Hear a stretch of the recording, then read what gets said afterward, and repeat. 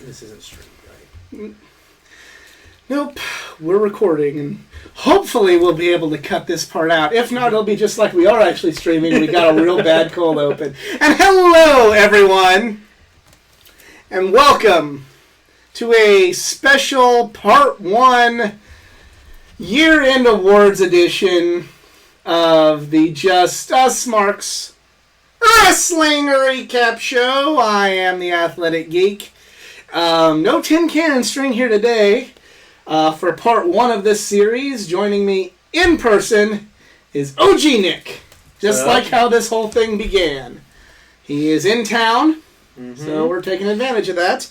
And the rest of these, we're going to try and get all of the Geek family's year-end awards, top 10 matches, put on the channel either in video or audio form somehow. We will get this taken care of because it's been quite the year for wrestling. It has, for sure. And, yeah, so we got to go through the year-end Geekly Awards.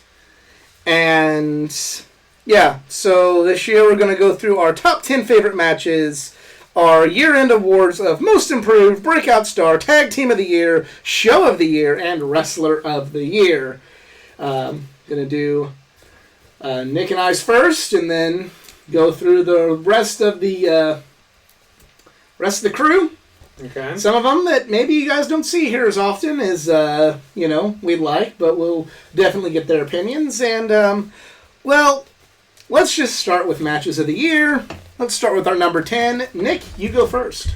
All right, my number 10 is a main roster WWE match, the only one on this list.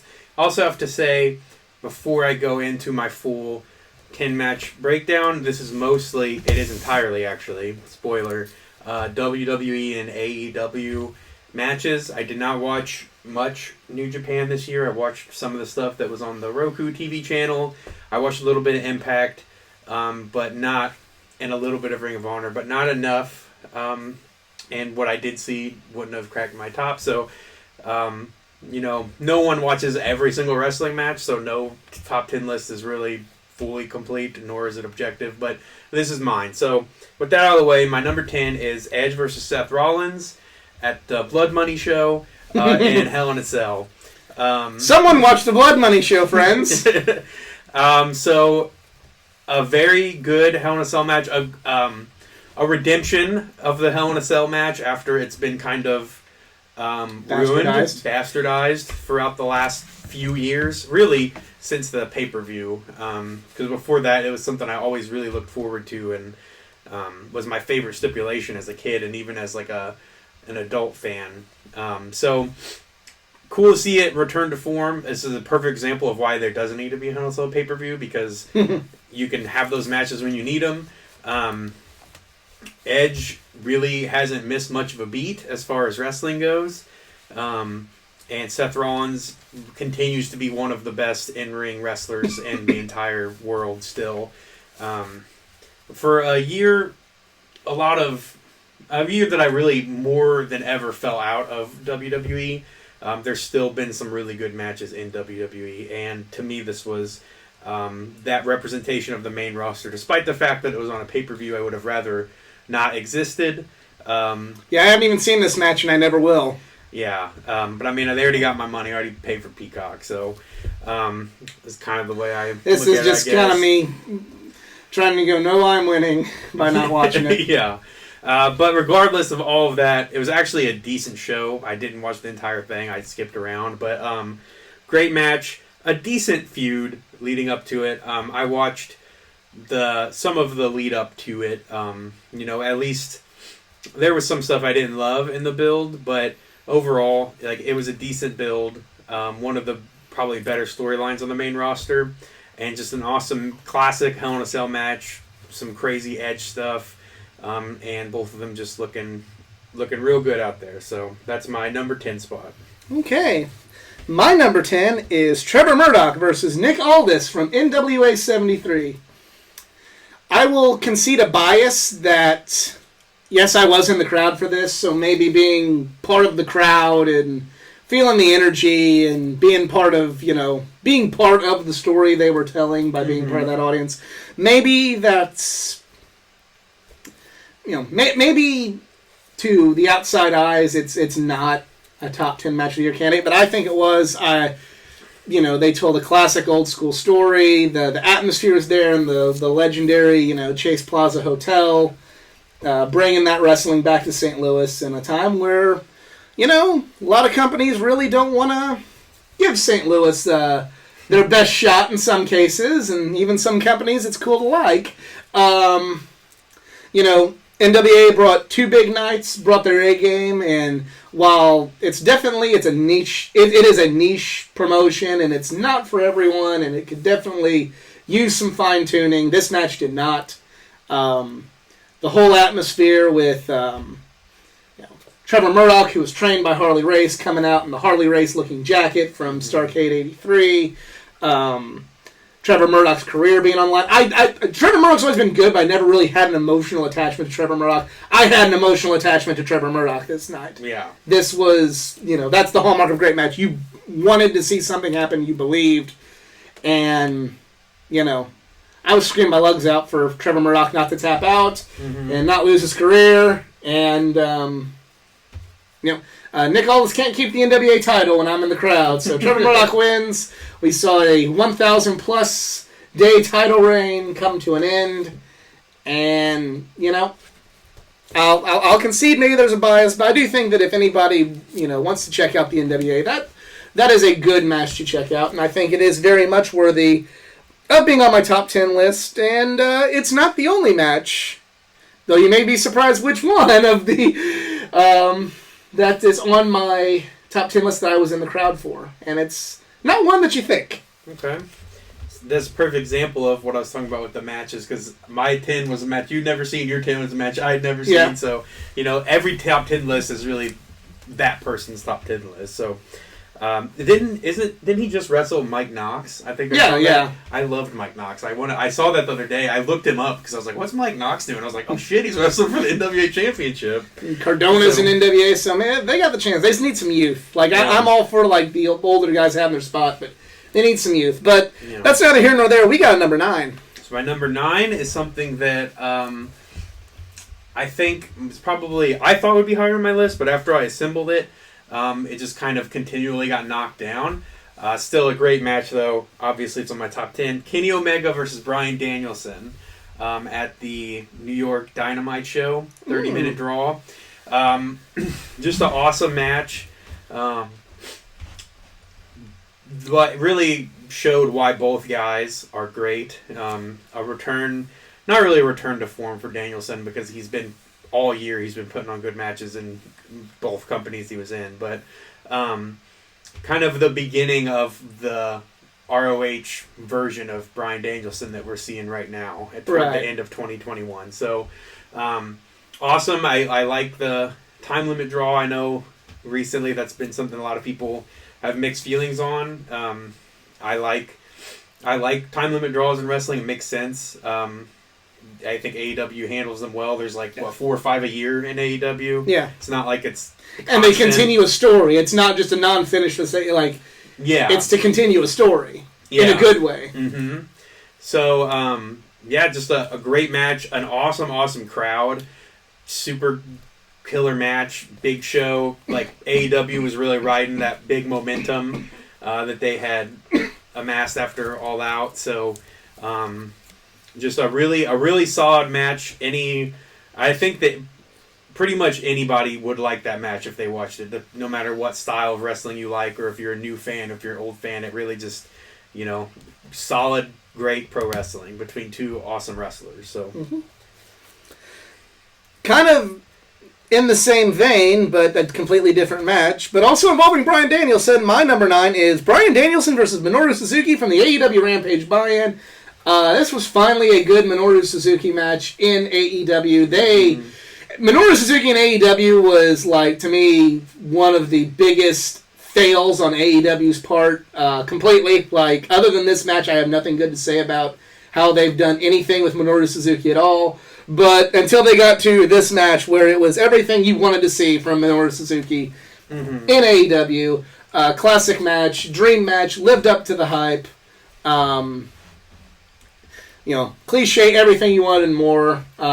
It was a return to form for Bryan Danielson, even though he had the match. More on that later for me. Small spoiler, but the match with Kenny, this was to me almost as good. It was just, rarely do dream matches live up to the hype, but this one did, and so did another one. More on that later. But yeah, Danielson versus Suzuki from the AEW Rampage buy-in. Yeah, that was a great match. One of the better Suzuki matches I've seen that wasn't in New Japan, I think. Yeah, because his matches just seem there's a large variance in quality of his non-New Japan matches. Some of them are really good, some of them are whatever, some of them are not that great. But he's a comedy wrestler in DDT. Yeah. So but that match was really good. I don't always love the stand and strike thing, and they did a lot of that. But I think that if any two people in wrestling can just do let's forearm each other for a bunch of times and it not get boring, it's Bryan Danielson and Minoru Suzuki. So. Maybe not necessarily forearms, but there's more on that later, Nick. There's more on that later. But we got number 8. Yeah, number 8, a sleeper match for me. I think probably went under a lot of people's radar. It was very well received initially, but just kind of got lost swept under the rug. Was Dax Harwood versus Jungle Boy on Dynamite. Okay, I remember this. So it was just in that little mini feud with Jurassic Express and FTR, and at some point there was a 6-man with Marco Stunt and Tully Blanchard, which was also a pretty good match. But this match was just awesome. I thought it was very it was a very updated version of an 80s territory Southern match. It was, which is what FTR basically is. That's what the logical conclusion of 80s territory Southern tag team wrestling in 2021. And Jungle Boy just played the good guy role perfectly in that match. He's young. He has the good guy look. He's likable. He doesn't necessarily have the verbal charisma. He doesn't necessarily cut the best promos, but he has an innate ring presence charisma, right, which to me is more important. Goldberg had that. Goldberg didn't have promo ability, and Goldberg was at one point, in the hottest point in pro wrestling debatably ever, was one of the top 3 draws. So I don't think you always need to be able to cut a promo to be a big deal. I think it's just, do you care about them when they're wrestling? Do you like them? Do you hate them? They make you feel something. And Jungle Boy does that, and he did it excellently in this match. He played the perfect, little guy going up against this just rough and tumble badass. And he got the win. It was a big elevating moment for Jungle Boy, too. He got to tap out. And it's not like he tapped out the champion, but the way the match was structured in and of itself made it feel like a big deal. And it's just an awesome match for me. So that's number 8. For me, number 8 is MJF versus Darby Allen from AEW Full Gear. I love this match. I thought it was a great wrestling match, told a great story. The little, CJ is going to be giving her list later, but, she even kind of said, on the stream, that I can beat you with a headlock takeover is going to play a role in the match, and it ended up doing it. It was kind of the best. You want to talk about old school wrestling, that's like how you have, the old school bad guy wrestle against the fast-paced good guy, and keep both people strong to where MJF still looks credible because he, hung the whole match, but he still had that one little moment where it's like, you son of a bitch, you had to fucking cheat. Yeah. Told a perfect story. Best match on AEW Full Gear, and yes, I'm saying it is better than the Young Bucks match and the Kenny Omega match on the same card. Great moment, and the Kenny Omega versus Hangman match, but this was better. Small spoilers of what you will not be seeing or hearing about on this list. It was better than both of them. And I don't care who with their newsletter doesn't think so. But yeah, best match of the night, and one of the top 10 best matches of the year for me. All right. Well, it's funny you brought up Full Gear and that being better than some of the other ones on the card, because my number 7 is also a Full Gear match, and it is Kenny Omega versus Adam Page. for the AEW Championship. I want to say I liked the match. I just didn't think it was, all things considered, they had a damn fine match. It just wasn't. It was more of a moment than a match to me. Yeah, and I would agree, and that's why it's on this list more so than what happened in the ring. In ring, it was very good. Obviously, both of them are good wrestlers, and I don't think it'd be difficult for them to have a bad match that they were taking seriously. And they both, obviously, this was a very serious deal. This was, basically built from the genesis of AEW. And I know people sometimes try to say that it wasn't, but it was. I think that this was started from the very, very beginning. You could debate if it should have happened at the pay-per-view before this or not, but regardless of all of that, it was a huge moment. It was an awesome storyline, a culmination of, I think, undeniably the storyline of the year, in my opinion, right. Which is not a award we give out, but if it was, that would be it. Right. And I think most people would agree. So the match was great in between. It came after a fantastic card, all in all, and it would just be hard to top all of that. But they still, the crowd was still into it after probably longer than it needed to be show. The crowd was still into it. The introductions, the Hangman coming in on the horse and all of that stuff, and it wasn't too much. I was afraid it was going to be, which is my criticism from the beginning with the Dark Order, this was going to essentially just be the Dark Order versus the Elite, which it wasn't. The Bucks came out at the very end, and we still haven't really seen what that exactly means because Omega's been gone for the rest of 2021 after that show. But yeah, moment of the year probably, culmination of the storyline of the year, and a very good match. So in the ring, I probably honestly liked the ones I put on here better as an in-ring match, but as an overall package, including the ring, it's my number 7. It's fair. My number 7 is one that I bet a lot of people haven't seen, but if you have the High Spots streaming service, you can check it out, because this was a dream match that I didn't expect would happen this close to me, and the circumstances would ever fall in line to have such a thing happen, but it did. It was awesome. My number 7 is Minoru Suzuki versus Davey Richards from Glory Pro Wrestling, Little Ring of Horrors. This was, you mentioned about with Suzuki and Bryan being a dream match, lived up to the hype. This one lived up to the hype and then some. I think I like this match better than the Bryan one because I just saw it first. They did a lot of the same stuff, so it's not I saw that at the South Broadway Athletic Club first, so I kind of liked it more. But you mentioned earlier if there's somebody that could just, stand and strike with someone and not get boring, as Bryan Danielson. There's one more person that could stand and you could stand and strike with someone and not get boring, and that's also Minoru Suzuki and Davey Richards. Mm-hmm. Awesome, sort of strong style meets King's Road style wrestling match.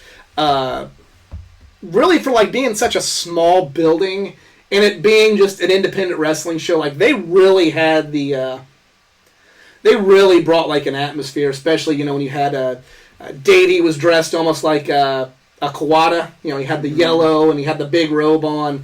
He was seconded by all of his Team Ambition students, which are a big deal in the St. Louis area. And I think it was a phenomenal match. I think it's something that, you can argue, oh, that's indie. Well, they only had 200 people there. It really wasn't that good of a match because it didn't really draw shit. You can say that, but watch the match. Watch the match. It's on the High Spot streaming service.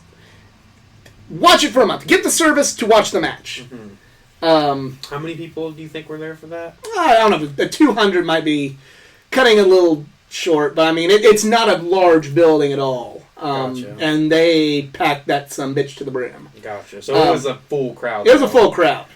And just something like I'd never expected to happen. I never thought that Minoru Suzuki would. As much as I love the St. Louis independent scene, there's some homerism there. I'm not going to say that there's not some homerism there. These lists are our list. Yeah, but I'm talking about this with the independent scene. There's some homerism there. But I never thought we'd ever get to see Minoru Suzuki in the St. Louis Indies, much less do 2 matches in 2 different promotions in St. Louis.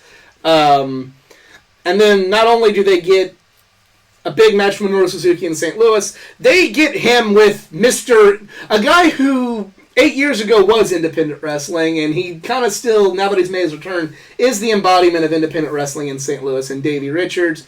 Dream match. Go find it. It's independent wrestling, but it's proof that independent wrestling has merit, and that you don't know what you're going to see. You don't know what gems are hidden in somebody's local indie fed. Yeah, absolutely. All right, so my number 6, stepping away from AEW for a minute, is Volter versus Ciampa at, I don't know exactly, I don't remember which one. It was over WrestleMania weekend takeover. Yeah. Two wrestlers I love. Volter, to me, is the single greatest professional wrestler alive today. I think that he could take a dump in the middle of the ring and I would give it 3 stars. Like, he's so good at every single facet of professional wrestling. Ciampa also, great. I've liked Ciampa for a long time, even though Eli likes to point out that I crapped on him when he very first came to Ring of Honor. Yep. But he quickly won me over after I saw him for a while. So, the quote was exactly, I bet Cole Cabana's so happy he left WWE to be Reduced Wrestling Ciampa in Ring of Honor. This is back when Nick was very much ROH is overrated. WWE's still where it's at. And WWE was a lot better back then. I still believe that. Was it, though? It was. Great match between two great wrestlers. The spot of the year, probably for me, is Volter chopping the table in half, the top of the table in half when he missed Ciampa. I thought that was so cool. I know some people said that it looked like gimmicky or fake or whatever, but I watched that match with my son, who also loves Volter, because how can you not? He's just like a grizzly bear transformed into a man. And the look on his face, he wanted me to rewind it like 10 times whenever he missed the chop and broke the... He's like, he broke the table with his bare hand! How strong is this guy? So that was... I have some memories attached to that match, but hard-hitting match. Awesome. Definitely go out of your way to see that. One of the strongest efforts from any facet of WWE this year. All right, my number 6 is the Young Bucks versus Jon Moxley and Eddie Kingston from AEW Double or Nothing. This was Tag Team Match of the Year for me. Yeah, I said it. I like this more than the cage match that I was in the crowd for. But I thought this was a better match. I like the style of this match a little more. Not that the other one didn't have good storytelling, but to me this one told a better story. It was paced the way I like it, a little bit better. It was proof that, we know people that it doesn't matter what the Young Bucks do, the Young Bucks suck. And, if Jim Cornette said it, it's true, and then some about the Young Bucks. And this is proof that's yeah, unfortunately sometimes you're right. But it's also on the flip side, if you would, take the wacky jacket off and the Cornette glasses off and could watch a few other Young Bucks matches, there's a little bit more merit to them than what they are given credit for and what the old school law says you're supposed to have with the Young Bucks. And on the other side of things, when you're wrestling Eddie Kingston and Jon Moxley, you're going to have to slow some shit down a little bit unless you're doing a hardcore match. And the Young Bucks went, they couldn't wrestle the Young Bucks style match, so the Young Bucks wrestled their style of match, and it worked. It makes me wish the Young Bucks would do that more often. I will concede that. But it also shows that the Young Bucks aren't just the flippy guys. And it also shows that and I'm guilty of this too with Moxley, Moxley's not on the same level. I don't feel the same way about Moxley as a lot of the rest of the internet. But it shows the man can work, and it definitely can show something that me and Nick have known for a long time. Eddie Kingston can fucking work. Yeah. I never understand that when I see, Eddie Kingston's great on promos, but not that good of a wrestler. Same thing people say about MJF. Yes, he is. He is that good of a wrestler. He's put on some of the best matches I've ever seen live in Glory Pro. When he was champion there for, over a year? Right. For a long time. He had some, bangers there. So, yeah, definitely... That was a good match, and I'll say that as a spoiler. I don't have the Bucks on my list, my official list. I don't love the Young Bucks. I don't hate them as much as some people. It seems like a love or hate team. It's kind of weird to be in the middle in the Young Bucks, which I am. Same here. I'll apologize for them a little bit more, but I'll also won't say they're the greatest thing ever. Yeah, they are tremendously annoying, and it works to their favor now that they're bad guys. But they were like that when they were good guys too. So, I think that they're bad. I enjoy them more when they're bad guys. I think it suits them. But I don't think they're funny. I think that their matches sometimes are overdone. But I will say, sometimes I go into Young Bucks matches thinking like, fucking Young Bucks, like I want this one to be over, and they consistently like get me into their matches because they're so good in the ring. Their wrestling, the moves they put together, the spots, the wrestling, even the psychology, like they are very, very good wrestlers. And I don't care what anybody says, like they are. Are they annoying? Are they not funny? Do they think they're better than they are? Yes. But, that match deserves to be on a list like this, and I think I would understand if other Young Buck matches people put on this their list as well. But real quick, and then we're glad the tape's awesome. We are still recording, right? I guess so. Yeah, does it have a little timer in the thing? Live to tape is great, you guys. Yeah, it's still, yeah. Okay, yeah. Sorry, that's just kind of what we got to do here. We're low budget. Contribute on Patreon.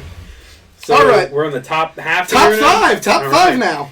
So my number 5, sliding into the top half here, is also a match that's somewhat overlooked in my opinion. That I really, really, really liked. Kenny Omega versus Orange Cassidy versus Pac at Double or Nothing this year for the AEW Championship. It's not on my list, but it's one of those. If we were doing top 15, it'd be there. Yeah, probably. Not even probably. This is Kenny Omega's best title defense, I think, of his entire run. I agree with that. Yeah, just a killer match. I'm hot and cold on Orange Cassidy. I hated him when I first saw him. Like, loathed Orange Cassidy. He won me over. I was able to rationalize his whole persona in my head to where I was like, I actually enjoy this. This is kind of cool. Pac is solid. Pac is awesome. When he's able to make it to America, I've never really seen anything that Pac's done that I just didn't like. And Kenny Omega was in the middle of that super hot reign. This is another one of those leading up to this, if I remember correctly, was the time limit draw of Orange Cassidy, right? Mm-hmm. Okay, yeah, so I think it was leading up to that. He had one at some point this year. He was one of the time limit draws. It might have been over the TNT Championship. Yeah, I wasn't this year. Oh, they told you the story with Orange Cassidy sneaking his way in there, and the Kenny Omega and call back to the heat that Pac and OC had. Yeah, what was that at? Was that Full Gear or was that Revolution? Revolution, yeah. Right before COVID hit last year. That was Orange Cassidy's first big singles match. Yeah, the one that won you over because I saw you play pro and they say you're like I like Orange Cassidy. yeah, that was the match that won me over. So there were so many great near falls in this match that I really bought into watching it in the moment. I was like, oh shit, Orange Cassidy's gonna win. I was like, oh, Pac gonna win? I was expecting that. I came into it knowing that Kenny Omega was gonna win this match. It wouldn't have made any sense from a storytelling perspective for him to lose it. But you believed. I really did. I was one of those matches where I was like jumping in my chair and I was like cheering. It was just a really great match, an amazing triple threat match. One of the best triple threat match, dare I say, since Lesnar, Rollins, and Cena. Yeah. Where you know who's going to win, but you're believing halfway through that Seth Rollins is going to win. When a triple threat is really done well, they're awesome. It's like a Hell in a Cell match. Like, when you can really get the pieces together, it's cool. It's just used too much sometimes. Best triple threat, and also better than the WrestleMania triple threat match, and maybe my favorite wrestler of all time, or at least number 2, was in that match. Yeah. So just a really, I think, and also as far as I remember, it's the only triple threat match they've had in AEW. Definitely for a title. I'm not. I don't know if that's true, but I don't know if. I don't know. I don't know if that's true, but it's the only one I can really remember off the top of my head. Yes. So a good way to introduce that stipulation if they use it sparingly. I think that they have it's going to be a big deal in AEW when we get a triple threat if they're all going to be as good as that. So, just a really, really good match with some good storytelling leading up to it as well. So, and that plays a part in my match of the year, as we saw with the Omega Kenny match. So, just like I said, the highlight of Omega's title reign in the ring was that match to me. Okay. My number 5, sticking with Kenny Omega, is Bryan Danielson versus Kenny Omega from AEW Dynamite Grand Slam. Pretty much everything Nick said about this was great. It's a great way to introduce that Bryan Danielson was back. And I'm not like the rest of the internet that act like he did nothing that was... He didn't have any good matches in WWE. He did, but there was just something so right about hearing American Dragon Bryan Danielson again for the first time and hearing him come out as that, having him wrestle, just a phenomenal match. A dream match. Only the second time they've ever wrestled. The other time was in PWG, and while they did some good stuff, it was, for all intents and purposes, a comedy match. So this is what shows, just the diversity. It shows how much both men are diverse, and they can do comedy, and they can do serious wrestling very well. They can also, it shows how much they've grown. Because even in 2009 when they had that match, Bryan was arguably the best wrestler in the world and maintained it. But, it's shown that even when you're the best, you can still grow and still do better. And that's proof positive of it. Great way to introduce that Bryan Danielson is back. Not that Daniel Bryan was bad, because Daniel Bryan was fucking phenomenal. But Bryan Danielson was back, and... the wrestling world should know that the best in the world, the real best in the world, is back. Yeah. All right. So for number 4, I have the most clustery match on my list by far. Adam Cole and the Young Bucks. I think I said the Young Bucks weren't on my list, so that was a lie. Adam Cole and the Young Bucks versus Jurassic Express and Christian Cage at Full Gear. I talked about this on our post-Full Gear stream, how much I liked this match. It was everything I loved about wrestling when I was 8 years old, and not when 2000. It was a continuation of the triple threat ladder matches, the TLC matches. It had that kind of vibe. I do not like deathmatch wrestling, so the thumbtacks on the knee pads was a little bit it was also the second time they used it in the match. That's really my one criticism. It was you're gonna use thumbtacks twice in a match, and it was a cool moment, but seemed a little unnecessary to me. But just chaos. They were fighting all over the arena. Christian Cage was jumping off of balconies. Luchasaurus was doing shooting star presses off of the stage. There was Canadian destroyers on the outside. There was the thumbtacks knee stuff. It's like playing with action figures. It was, yeah. I think that's what I said of the match. This is the kind of match I would have done with when I had the whole Titantron set and all of the stuff when I was a kid.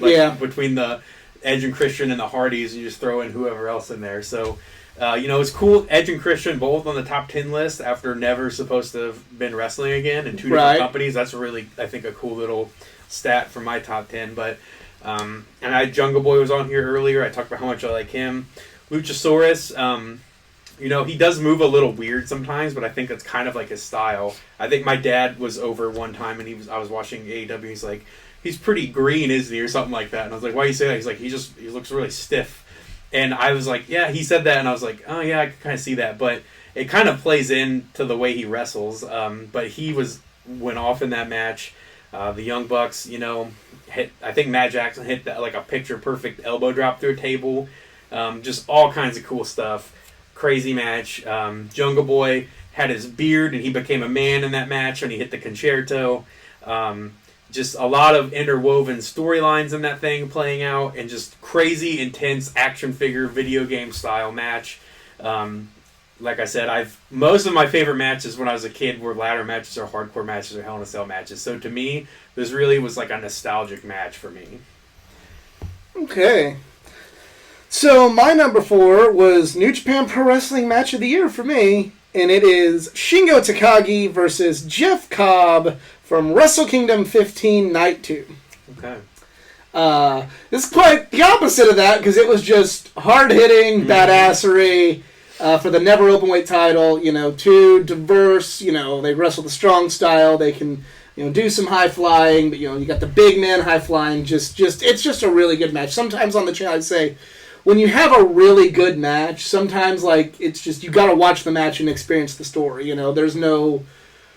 It's a good story, but it's like you can't explain it in something like this. It's just like you got to. The story is the match and is the quest for the belt that represents the freedom of New Japan Pro Wrestling, the never openweight title. Which now that they've controversially unified the belts into that hideous design, and it's something that's definitely taken a much more important role in New Japan Pro Wrestling and. For what has been, in my opinion, for all intents and purposes, a pretty bad year for New Japan. Best matches of the year were for the never openweight title, and one will be an honorable mention. But New Japan match of the year was Shingo Takagi versus Jeff Cobb. All right, we're on to number 3. All right, so we're really getting into the upper echelon here. This is one that appeared on Athletic Geeks. List earlier, but it's MJF versus Darby Allen at Full Gear. I agree with him that it was the match of the night. I just think it was higher up on the year-end list. Excuse me. So, just an awesome match. I've watched most of these matches twice at least on here. I think the only ones I haven't were Edge versus Rollins. I just watched that the one time, but. I've watched this one 3 times, I think. I watched it, and then I just watched it again for fun, and then I watched it again with my son, because he wasn't there the night that it happened. But initially, after my first viewing, this was my number 1. And after watching a couple other times, it just... I can't give you a specific reason why it isn't number 1. Other than better matches, just appeared to me. This was a good match. There was just other matches that were better. Yeah, but... just a really, really, really good match. A perfect, again, encapsulation of what modern wrestling should be, which is old school wrestling, just updated. Modern wrestling doesn't need to be anything drastically different from what it was in the 70s and 80s. It's just people, the style has evolved. It was, we have... we're a global society and a wrestling fandom now, so we have influences from Japan and Mexico and Canada and America, and the style now isn't the style then, but you can still have the same types of psychology and types of matches today, and that's what this was. This was just an updated territory style match to me, and it was just awesome. You had a clear-cut good guy, a clear-cut bad guy, a good guy that everybody loves. He has just again that innate charisma. There's something special about Darby Allen. Obviously, there's something special about MJF. He proved everybody wrong that said he was just a good guy on the mic because as I think we all knew in our Mark circle here that MJF was more than that. But I think that you don't really hear that anymore after that match. Right. I think that he proved that when he wrestled Jungle Boy last year. That was the moment which I already knew anyway because I saw him on Indies. But I was like, okay, how can people say this? But just an awesome match. The whole headlock takeover thing. I liked even the Dynamite Diamond Ring. He stole the match. He didn't just pin him clean 1, 2, 3. He kept his credibility. Yep. But he still didn't win cleanly. Yeah. So I would change nothing about that match. So like I said, the last one, the second thumbtack spot, was a little too much for me. But I wouldn't change a thing about this match. It was absolutely perfect. Okay, well, my number 3 is one that's a little lower on your list. It is Walter versus Tommaso Ciampa from NXT TakeOver Stand and Deliver. Okay. Night 1. Okay. Everybody just said, just great match, told a great story. Dropped the fucking table with his hand. Yeah. Best match of WrestleMania weekend. Mm-hmm. Yeah, best match. I know this pissed some people off when I said this on the live stream, but best match on Wednesday night. Yes, better than anything AEW did that night. Sorry, guys. It just... This time they had the hot hand, and, there's no shame in that. Mm-hmm. But, yeah, great match. my only WWE on any level match on my list. But, you know, when you got a talent like Volter, who cares what company he works for, he can get that high. Absolutely. And yeah, and it is a crying shame that we're never going to get anything that good from NXT ever again. That's just and because WWE wants to fucking shit on NXT like that, that's how I'm going to end on talking about their greatest triumph on my list with, God, I'm sure disappointed in you. Yeah. So, conveniently enough, my number 2 is also an NXT match, also with Volter versus Elia Draganov when he lost the title. I don't remember what NXT was. I think if this one was a takeover as well. But Elia Draganov versus Volter, their match last year was the best no-crowd match of the entire pandemic that they had on NXT UK. NXT UK, you know, I don't watch it consistently, but every time I watch it, it's amazing. Like, NXT UK puts on some of the best matches in the world, I think. It's very underlooked, on a weekly basis at least, as far as just purely in-ring. And Volter, like I already praised Volter enough, he, to me, is the greatest living wrestler. And Ilya Dragunov is so freaking good, too. The perfect little foil to Volter, too. He's this little guy, but he's psycho, and he's like still like jacked. Like, you could buy him as like one thing, to go off on a little bit of a tangent, that kept some of the Lucha Bros matches off is Phoenix just like getting up after moves constantly.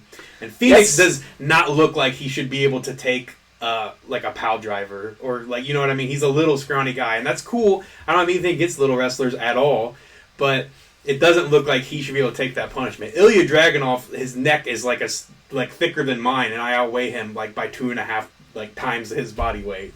So like, he looks like he could take a chop from Volter, and he has the contact lens. He just looks like he's like a psycho. And that match was just amazing. The most brutal match, really tying with their match from last year. And, you know, who else was going to end that Volter reign? There was really nobody else left. He'd beaten everybody. He'd even beaten Dragunov, like I said, the year before. But, and I'm not super closely follow all of the WXW stuff, but I know they've been feuding. This is like Steen Generico, basically. Like, they've been feuding for forever. So if anyone was going to do it, it was him.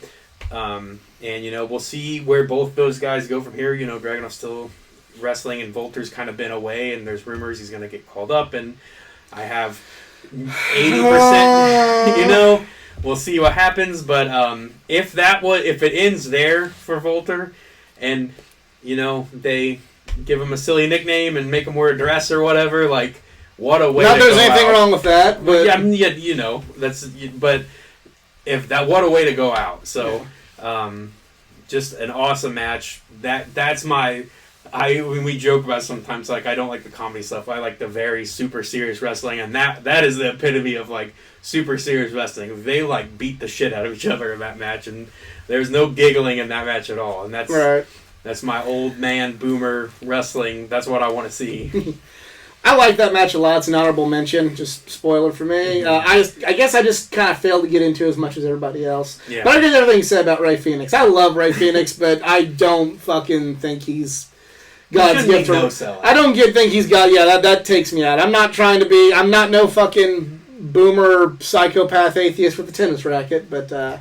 You know, maybe pretend like it hurts a little bit longer than you do there, Phoenix. Like Darby Allen, who's similarly built to Phoenix, like even scrawnier than Phoenix, it makes sense for his character to like hurt a little bit. And he doesn't like no-sell things, but it would make sense for Darby Allen to get up and be like, "Wow, I don't care about pain," but like Phoenix just like kips up, but like I don't care that I just took a top of the cage fucking air through a flaming bomb. I'm up. Yeah, because I'm Ray Phoenix. It was cool in Lucha Underground whenever it like was a comic book, but when you're on the same card as like Eddie Kingston and Danielson, it just doesn't vibe with me. So, okay, full disclosure on my number 2.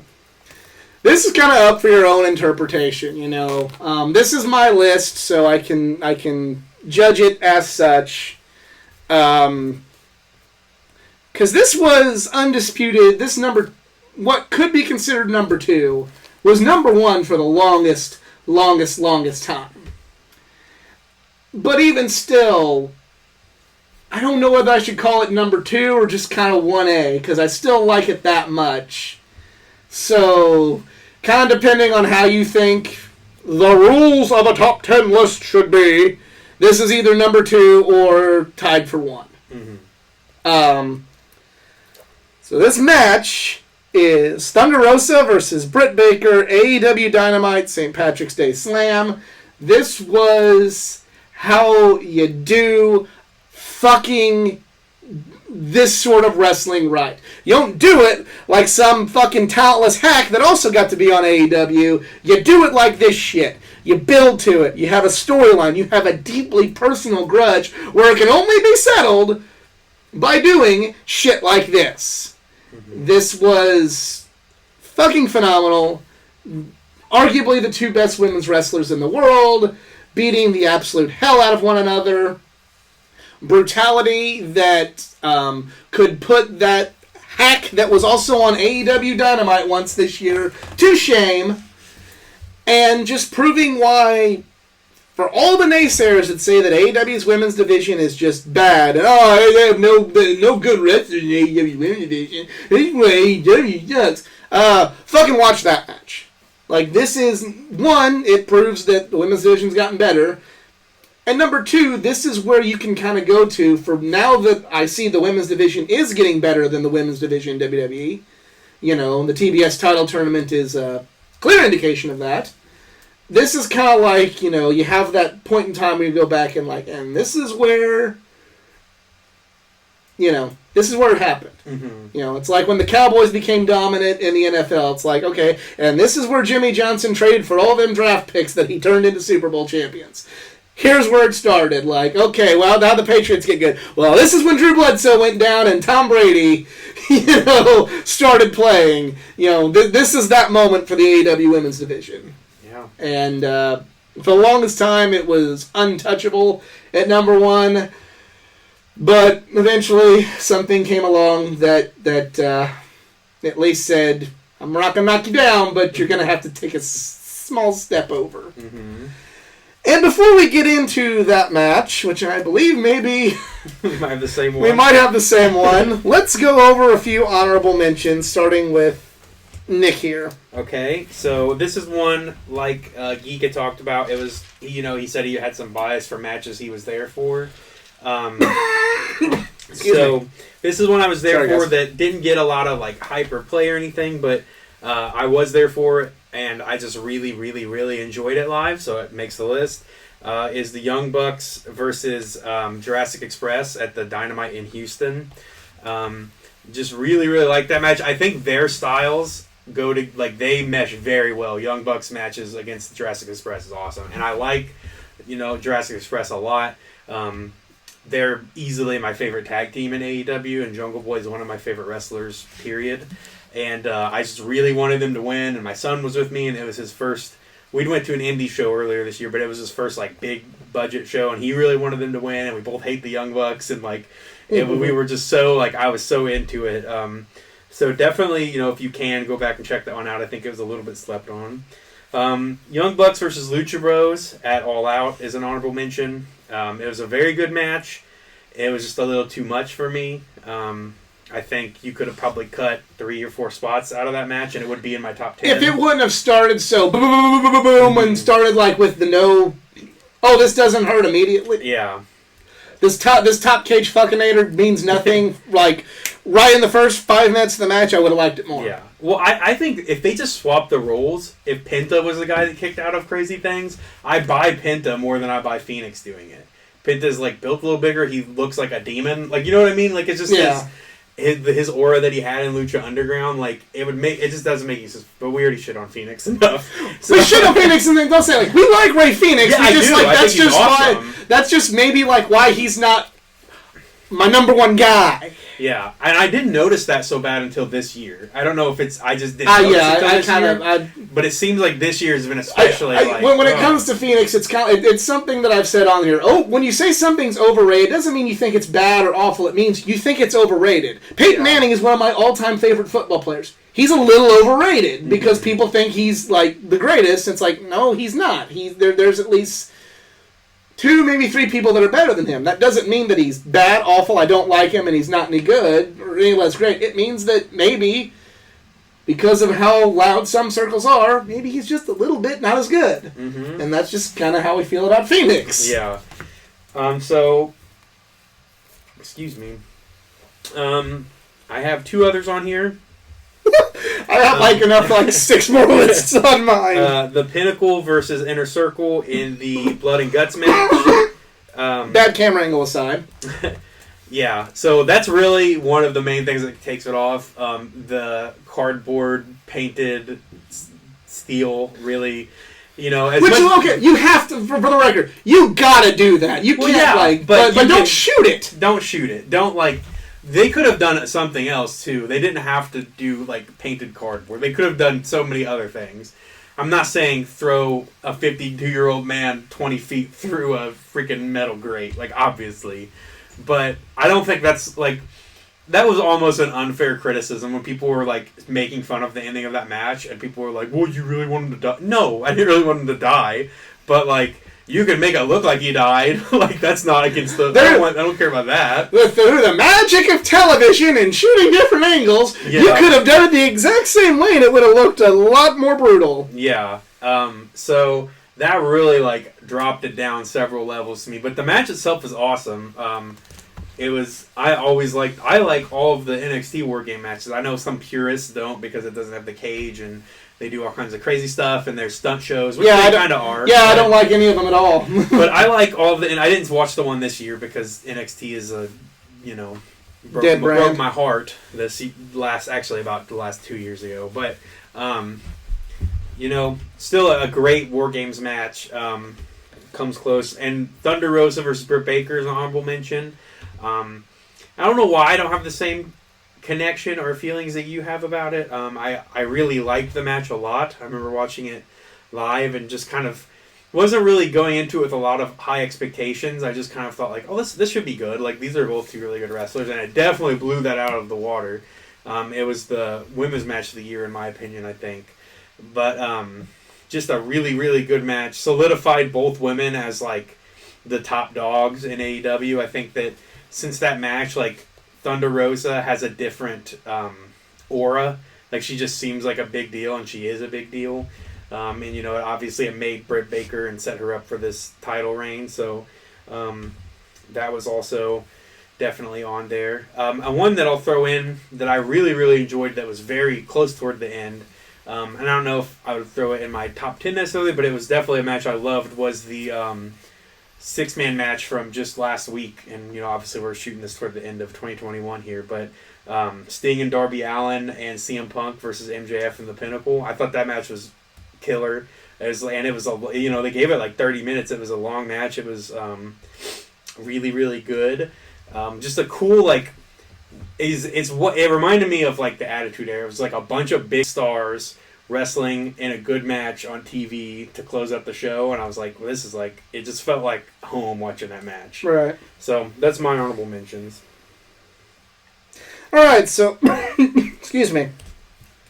Here is all of mine that could probably fill several more lists. Stuff we've talked about earlier: Omega versus Orange Cassidy versus Pac, Double or Nothing. Roman Reigns, Edge, Bryan from WrestleMania. It's still a good match. You should check it out. Roman versus Bryan, Bryan's last WWE match. Edge versus Rollins at SummerSlam. I will not watch the Hell in a Cell match. I mean, it doesn't just... I choose not to watch it. I'm not better than Nick for choosing not to watch it, but I'm just not going to. But the SummerSlam match was still killer. Volta versus Dragunov. I liked the match a lot. I just kind of could not...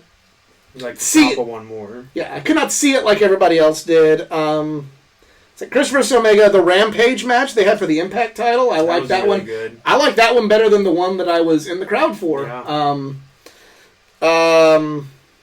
Double or Nothing, Britt versus Hikaru Shida. And speaking of Hikaru Shida, Serena Deeb, all of her matches with Serena Deeb, that was also great. Miro versus Eddie Kingston, All Out. That was my favorite match from All Out. And I am including the other honorable mention, which is the cage match, Lucha Bros versus Young Bucks. Let's see what else we got here. The six man from Full Gear, Jurassic Express, and Christian versus the Super Click. Another match that maybe it's a bias from being in there, but it told a really good story, and it was like the clash of two generations of women's wrestling. Deonna Purrazzo versus Melina for the Impact Women's Championship from NWA Empower. Told a great story. I said the clash of the two different generations of women's wrestling, so definitely check that one out. Bryan versus Miro from Full Gear. Another great match. Another one that a lot of people haven't seen yet, and call it a homer bias. KLD versus Josh Alexander from WrestleMax STL. Cody versus Andrade with the flaming table, because Cody will just fucking kill himself for this company. And Andrade's best match. Yes, I liked it better than the Pac matches. The Stadium Stampede, I don't really include cinematic matches on there, but I like how they did it this year. It was sort of like shades of Piper Goldust, where you kind of had taped half of it and then finished it in the arena. Cesaro versus Rollins at WrestleMania. Yeah, that would be on mine too. Another great one. And then the last one is Shuri versus Yuri from Stardom. Got Rhythm Blade. Sent me that one to check out. It was holding tight to the number 10 spot until... Well, number 1 came along, and then it just kind of got... This one did have to get bumped off. It was a great match. Definitely check it out. It's on YouTube. Stardom, it's maybe want to check out more Stardom. So, yeah. Should we just say our... At the same time on count 3? Yep. 1, 2, 3. Baron Corbin! No, Bryan Danielson versus Hangman Page. AEW Dynamite. Just Baron Corbin. Baron Corbin's just... Yo, he gets, like... That's heat, bro. That is heat. If you think like a booker, you know Baron Corbin's better than any of these matches. Oh, where do we begin? Well, it was Bryan Danielson's second time limit draw in like a month and a half. I thought that would make me like it less. It didn't. Especially because this one went significantly longer. Yeah. Double the length of the other one. Yeah. Hangman Page's first title defense, and he didn't get a win. Made me think I would like it less. It didn't. There were so many things in this match that like I could be like, if I looked at it, if I just tried to pick it apart, I would be like, well, but it doesn't matter. It was such a good match. Because to me, the thing I liked of it, to me, the thing that just sealed it as the match of the year to me is because... Glad we didn't shoot this like 2 weeks ago. I know, right?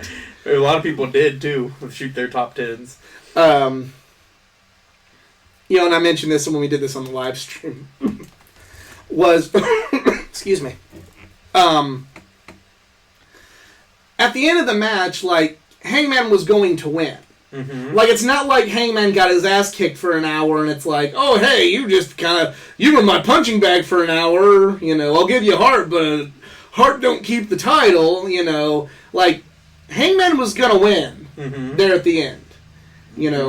Bryan being the bad guy can go like, yeah, but I still kicked his ass most of the match, and then Hangman can go, yeah, but I was getting ready to beat you. Mm-hmm. So, like, it was a draw in every sense of the word. Yeah. And that's good storytelling. I know a lot of people are butthurt about this. About the draw. I saw a lot of like a lot of people were just like, can't get a winner, this is some WWE, no non-finish bullshit. Can't get a winner, don't, have the match. And it's just like, okay. I used to with Jedi, you already say, and other, pull out the be a dick about something. Everybody's free to like whatever they like, but I pull out the I'm going to be a dick about something. Once an episode, I reserve my right to be a complete dick once. This is my complete dick. You don't know what you're fucking talking about, and how does it feel to be fucking wrong and not appreciate wrestling? There's my dick. There's my dick for 2021.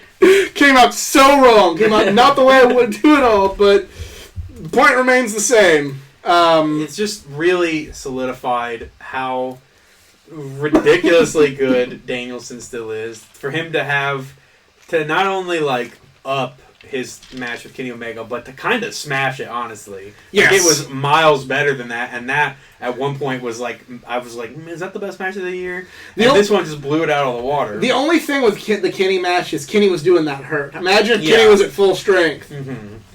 But I loved the ending, the buckshot, and the immediate, like, the bell rings as soon as he hits the buckshot. A funny story about this match, I started a job. I do Sunday school stuff at a church now, and on Wednesdays I do the Bible school stuff, or whatever you want to call it, the Wednesday church. So, like, I don't get to watch Dynamite Live because I get done at 8 now. So I go home, and I brought my son back, and his mom was like, well, you guys gonna go to bed? I was like, well, I told her, I was like, well, we're just gonna watch the first match. And thinking this would be like a 20-minute thing, and then like 40 minutes into it, she came down, she was like, no, you can't watch this match, he needs to go to bed. I was like, okay. So once he got situated, I restarted it, and then I watched it with him the next day, and then I watched it again. So I watched it 3 times. The third time I watched it specifically because I was like, this is the best match of the year, but it's so recent. You have all that like recency bias. I was like, is it just because it's the newest one? But I've seen it 3 times.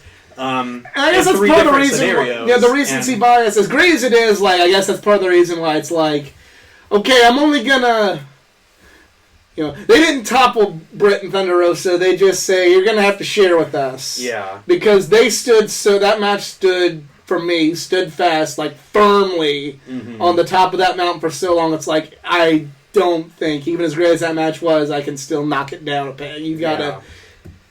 So I think I kind of understand why not everybody loved it. I guess a match doesn't have to be universally appealing to be the best either. Just like a company doesn't have to be universally appealing to be the best. Like you always say, the best selling cheeseburger is not the best cheeseburger. So there's.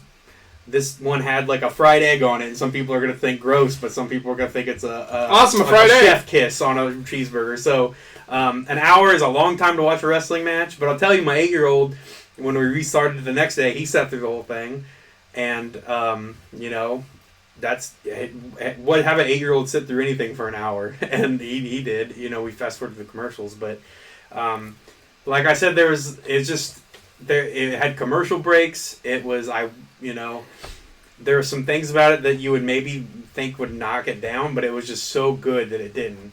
It started slow. It built up perfectly. The pace of it, of like Danielson kind of being one up, but not necessarily, because every time he would like really get Hangman down, Hangman would find a way to get a little bit of a one up until the very end when he finally was about to seal it. And it reminded me, I watched this match in, I think, WXW, if I remember right, but it was Chris Hero versus Bryan Danielson, and I just looked up because I was like, I couldn't remember a Bryan Danielson versus Chris Hero match off the top of my head, and I was like, they had to have wrestled like a lot. Well, they had a match in ROH I really liked. Well, next time you're in the area, we gotta watch some Chris Hero versus Bryan Danielson. But I looked it up, and I was on like Daily Motion. It was like an old match in Germany.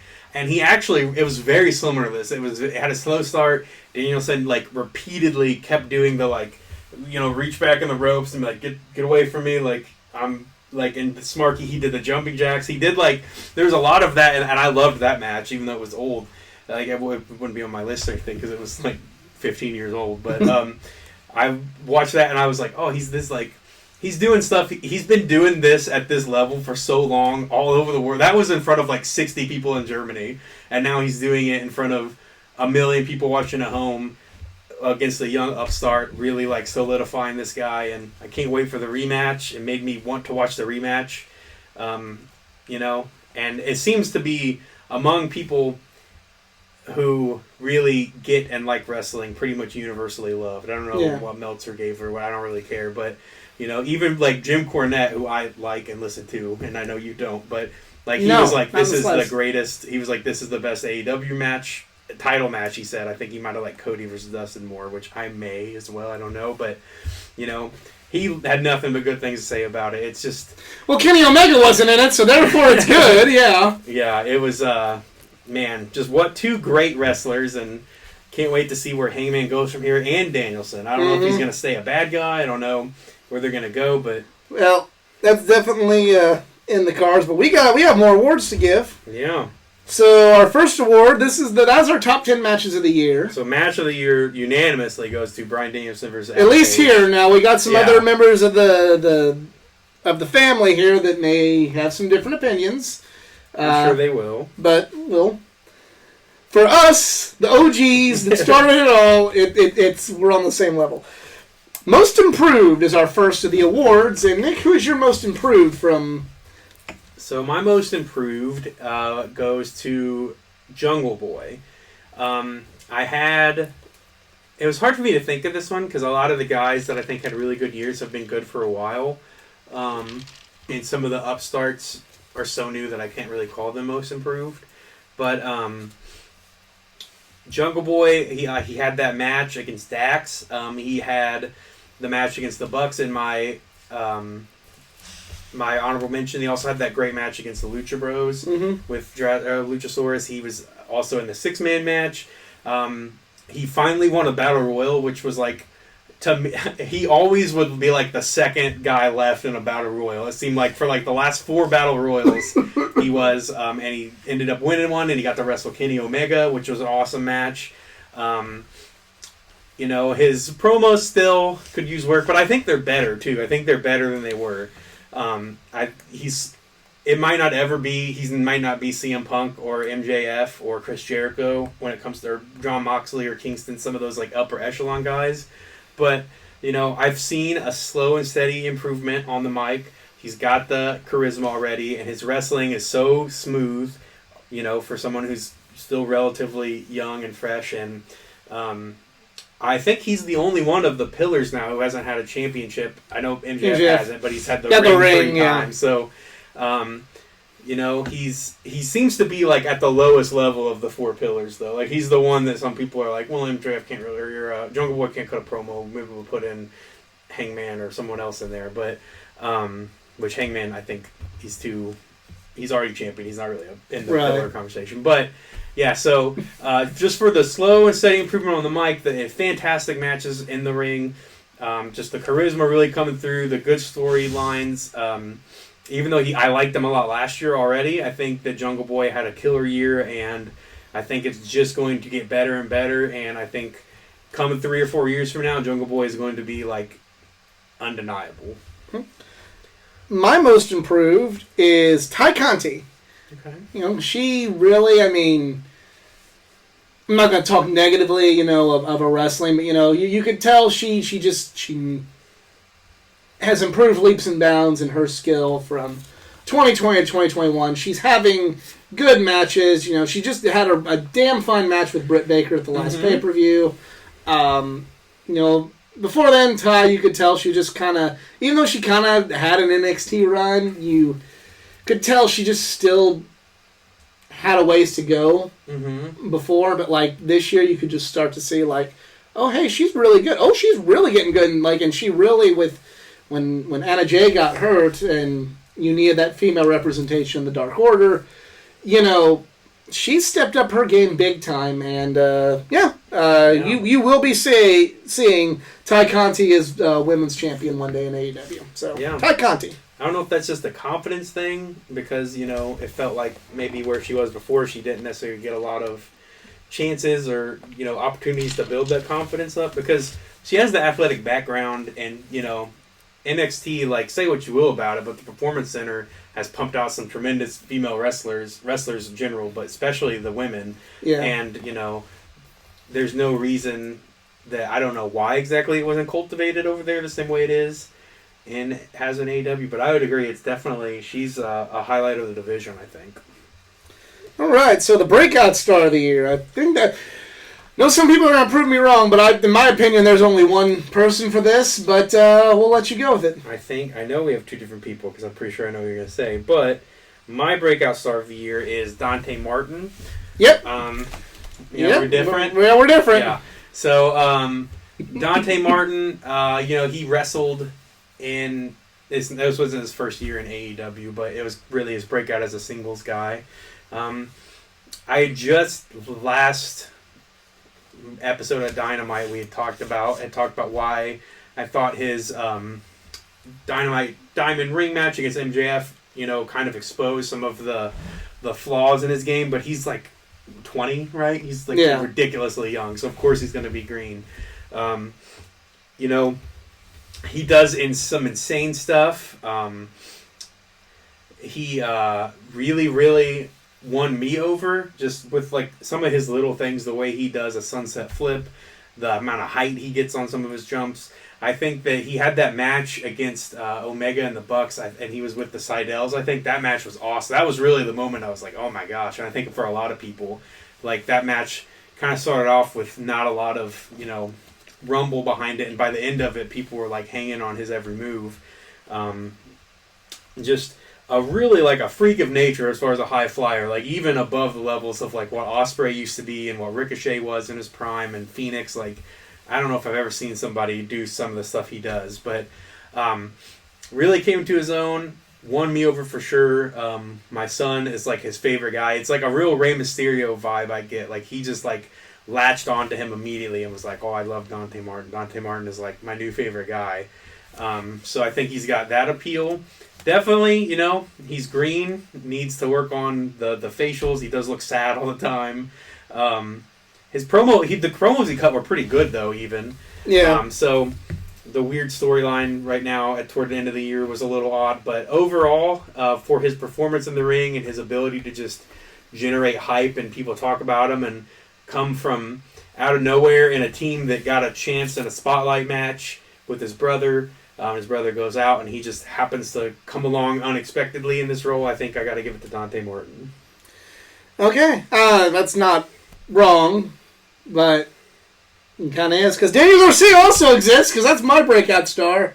This dude's fucking money. I think it's because I like his style better, and I feel like he's a little more polished than Dante, but he just kind of, again, he was just kind of an independent guy who also just kind of got an opportunity, and you know, now he's doing programs with CM Punk and having, you know, great matches with Bryan Danielson and Darby Allen, and he just kind of comes in out of nowhere, and then all of a sudden it's like, wow, this dude's great. Oh, he's in a 6-man tag involving CM Punk. He's doing stuff with Sting. What the fuck? Mm-hmm. Like, what is going on? Like, dude, this...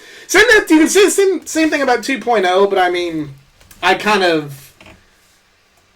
Yes, they broke out on national level, but like to me, like Danny Garcia was completely unknown, and I knew who 2.0 was, but you know, it's just like, whoa, this dude, like, yeah, I had no idea I didn't even know who he was as an indie wrestler. Yeah, like other guys, I think most people we know Dante and Darius Martin because of St. Louis. They wrestled in St. Louis, but guys like Lee Moriarty that got signed, like I knew who he was. Like, you know, some of the other guys that didn't get signed, like Warhorse, those big indie names, but like I had no idea who Daniel Garcia was at all.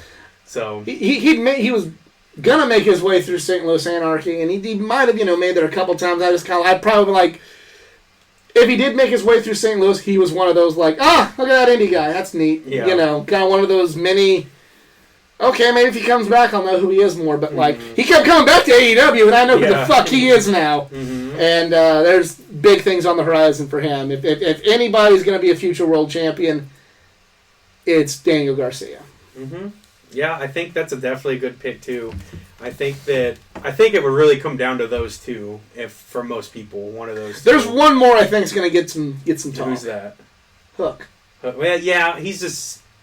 Maybe he just had the one, I guess two now, 2 matches, but I'm sure some people are gonna say Hook, and that's wrong. But I feel it's a little too soon for Hook to truly break out. But it's not too soon for Daniel Garcia. Yeah, and a lot of people, and those two specifically, Martin and Garcia, like everybody, like the veterans, always like name those two guys. Like, you know, like CM Punk said, he's like, I want to work with Dante Martin, I want to work with Daniel Garcia, like. You know, and they're two very opposite wrestlers, too. Daniel Garcia is a lot more polished, and I don't know how much more experience he has. I'm sure he's got to be older than Dante Martin, because if he's not, he wouldn't be able to wrestle legally on television. But, you know, he is more polished, and he's more ready, and he's probably, I think he'll... I don't know who will rise up I think they might be hot-shotting Dante a little bit before he's too ready. But, yeah, both those guys are good picks. Dante Martin... It took me a couple matches to really like care, but yeah, he's very, very good. So, All right, so the next one is Tag Team of the Year, and I'm gonna let you go with this one. This was your idea. You said wanted to add this one to the list of awards, so I'll definitely let you start. Okay. Well, my Tag Team of the Year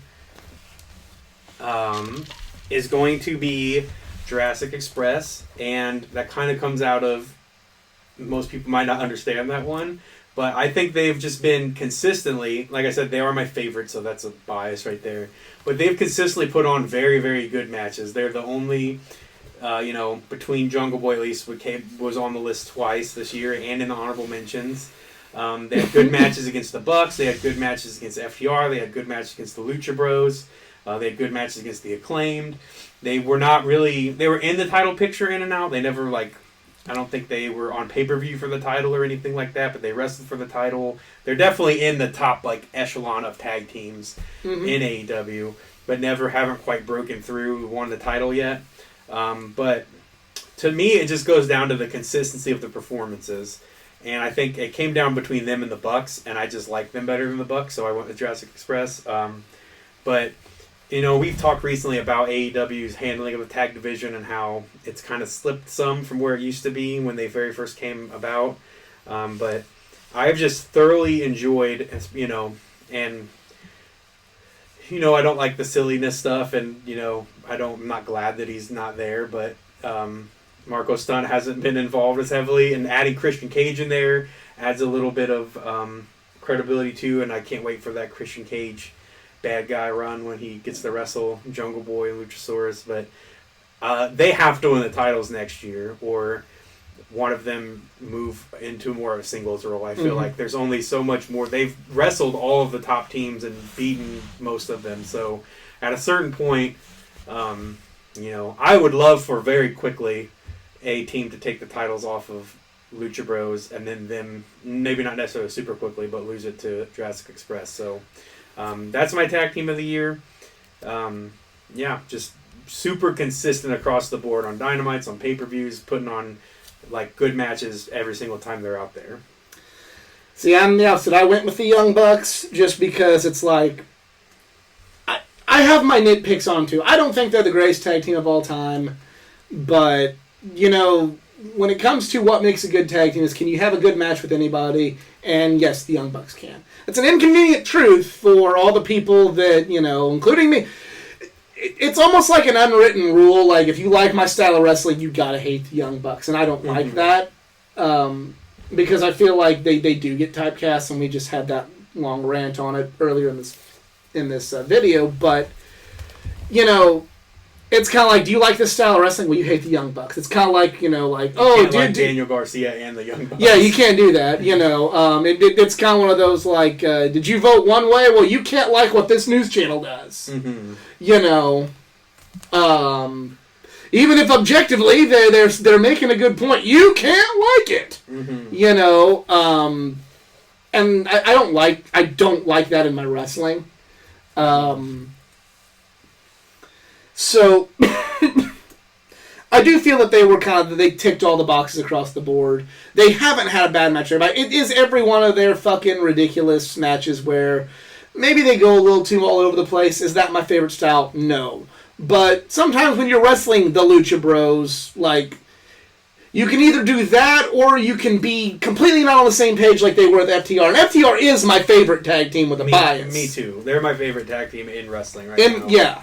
But you can either, not change your style up and have something that's way the fuck not that great like they did at Full Gear, or you can wrestle their style and you go hey, it's not my style of match, but it's good.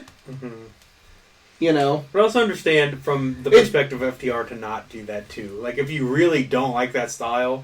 I'm not. It's more so on the Lucha Bros for they needed to fucking... to adapt a little bit more. That's just because our bias, because we like the FTR style. Yeah, true. Style. There's going to be you can say whatever you want about that, but I do think FTR is the best, and they're my favorite, but this year for FTR... Yeah, not a good year for them. Yeah, they didn't, and there's the conspiracy theories, which we won't get into about why that is, but I think that the Bucks, it was really, like I said, it's down to Jurassic Express versus the Bucks, and I just enjoy Jurassic Express more this year, so... All right, next is Show of the Year. What's yours? Pretty easily Full Gear for me. Double or Nothing was cool because it was a, Fans were back in full force. Fans were back. Double or Nothing, or All Out had all of the, the big debuts. Ruby Soho, Bryan Danielson, Adam Cole, CM Punk's first match. That was probably the most important show of the year. But Full Gear, to me, was the best from a storytelling perspective. It paid off a lot of feuds that have been being built up. Because All Out actually, the build to All Out was not great. I remember us talking about that. What the hell is going to be on this card? Other than Punk and Darby. 2 weeks leading up to it. But the build to Full Gear was awesome. The matches on Full Gear were awesome, top to bottom. There wasn't a bad match on the card. There were obviously some were better than others, but the opener was in my top 10. The main event was in my top 10. The six man was in my top 10. 3 of the matches on my top 10 came from one card. I don't know what else I could possibly go for other than that. So,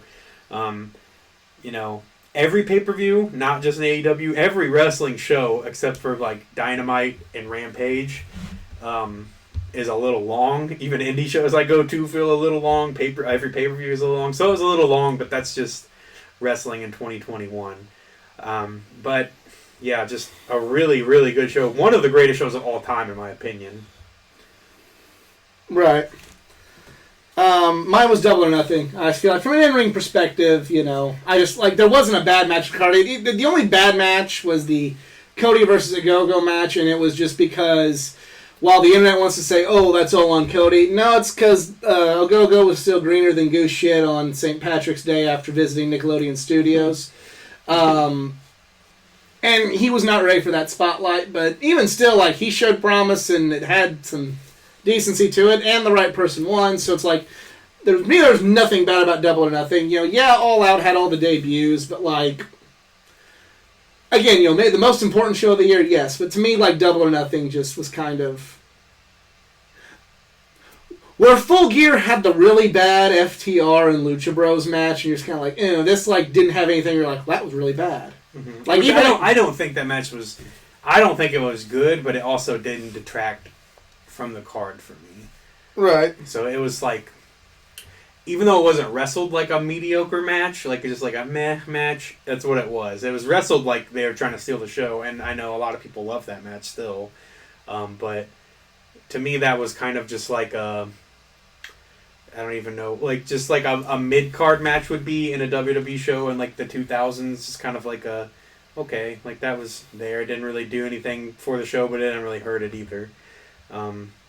So I think that might be one of the key differences there is that, you dislike that match, whereas I just kind of didn't really care about it. Right. So it didn't detract from the card. But Double or Nothing was also a really good show, and also had a great opener too with Hangman versus Brian Cage. That was an awesome. That was match. A great match, yeah. And that was a very good show as well. Yes, it was.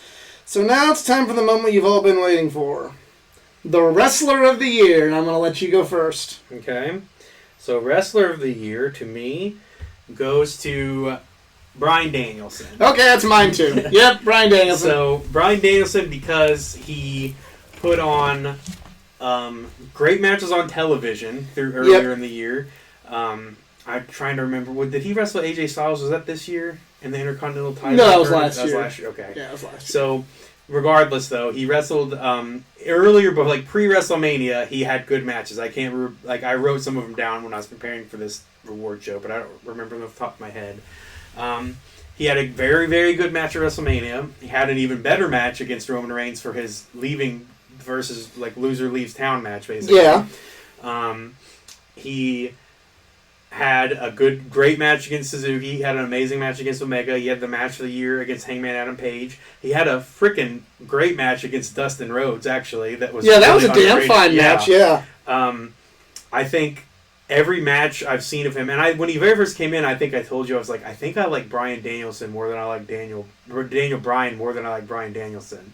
But when he turned bad, and even when he started kind of teasing it a little bit, it really solidified. He also had a match against Eddie Kingston that was awesome. He had a match against Miro that was awesome. Yeah. Like, he is not only has he not had a bad match, he's had nothing but good to great to match of the year. And then even with, even where I feel like some of the anti-AEW, pro-WWE people overrate it. Like, the main event of WrestleMania wasn't bad. It was very, very good. Very good. It was just, you could see Vince. The one thing I'll give, because I'm going to, give credit to all these other people.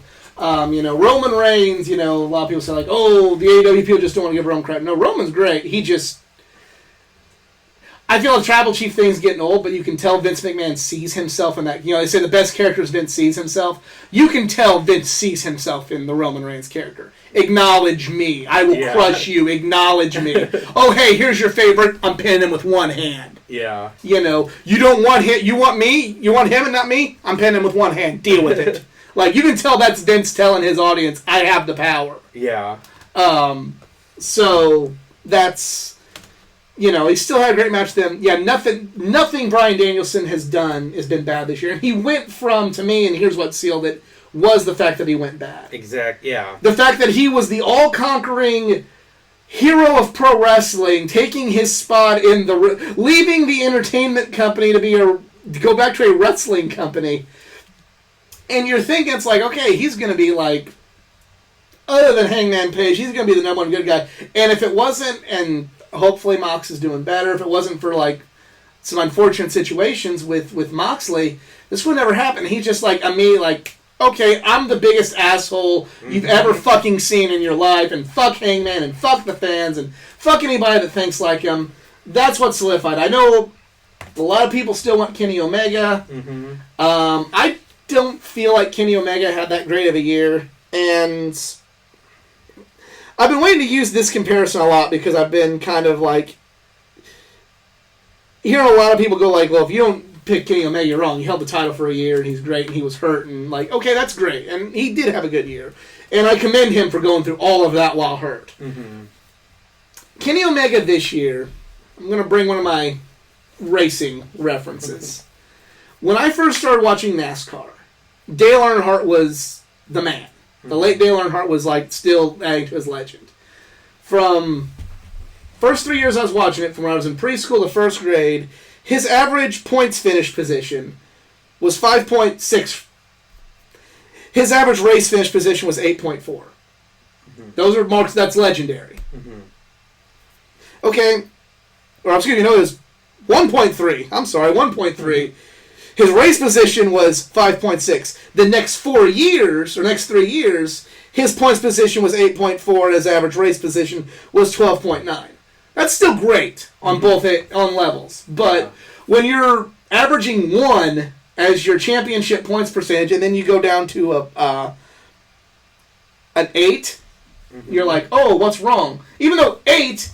in all of the standings is still great. You're oh, hey, that's not as good as you once was. Mm-hmm. That's kind of how I'm seeing Kenny Omega. Yeah.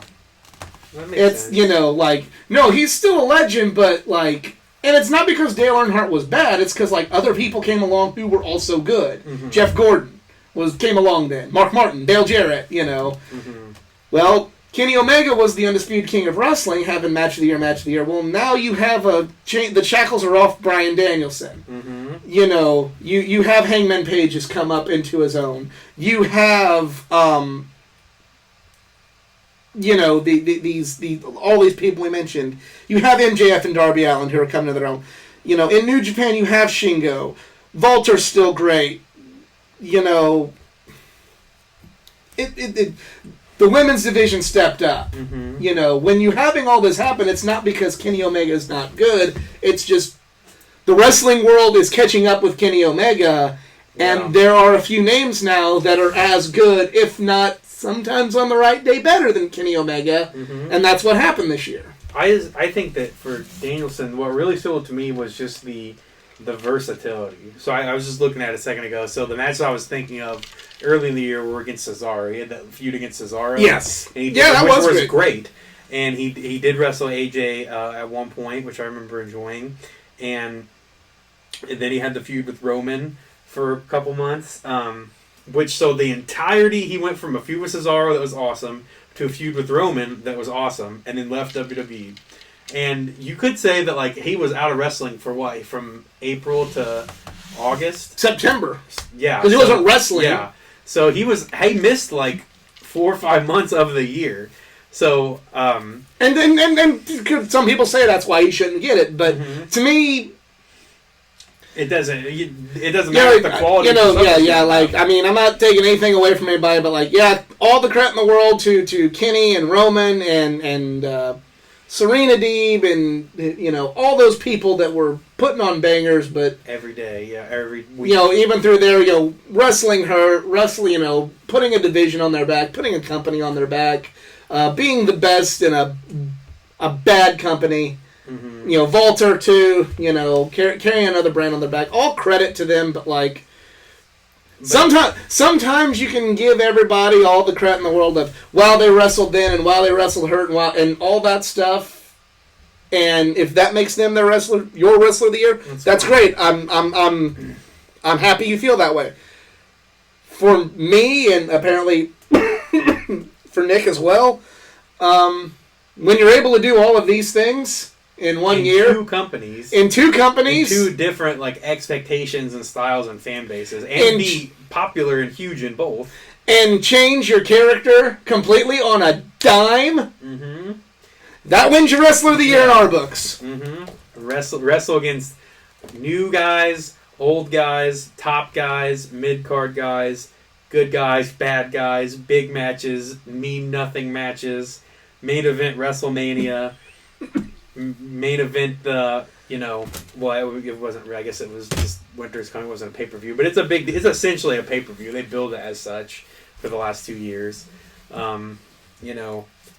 Just incredible versatility for someone that was not supposed to wrestle after had to retire.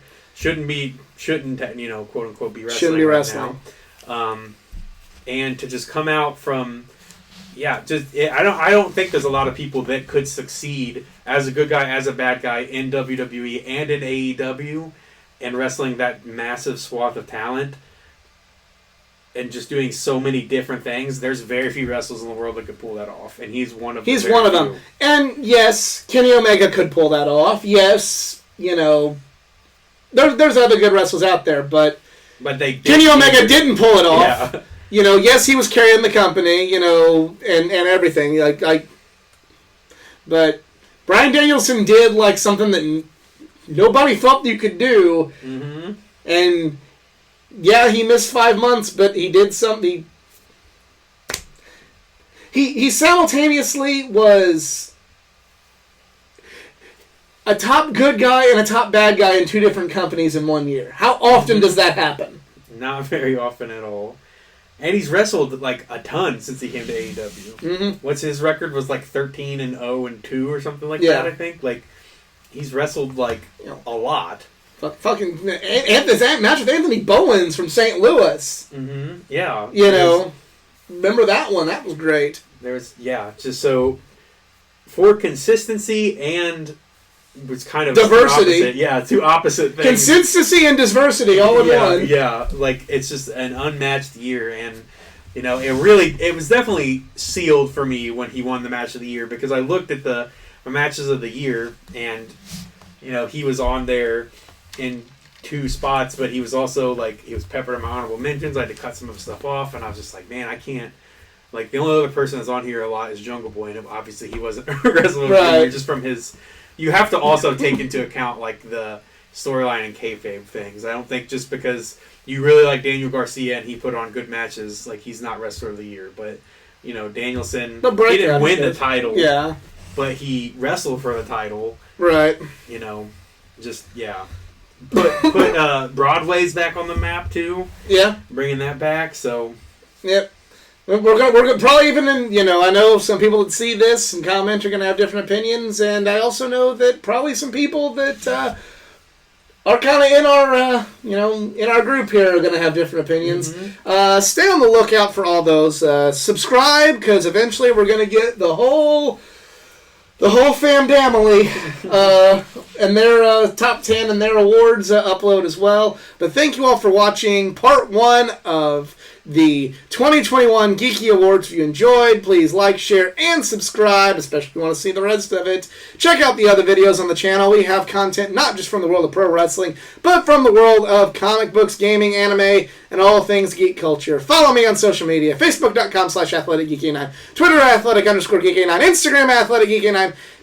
If you'd like to help this channel financially, so we're not doing this live at tape and going, hey, is that recording? Hit me up on Patreon, patreon.com/athleticgeek89. Nick, where are you at? I'm on Bebo at Brian Danielson's School for Daniels and Bryans. Yes, so definitely check him out on Bebo. But for Nick, I am the Athletic Geek. Be on the lookout for the rest of them. We's just Marks, and we's out. Have a Happy New Year.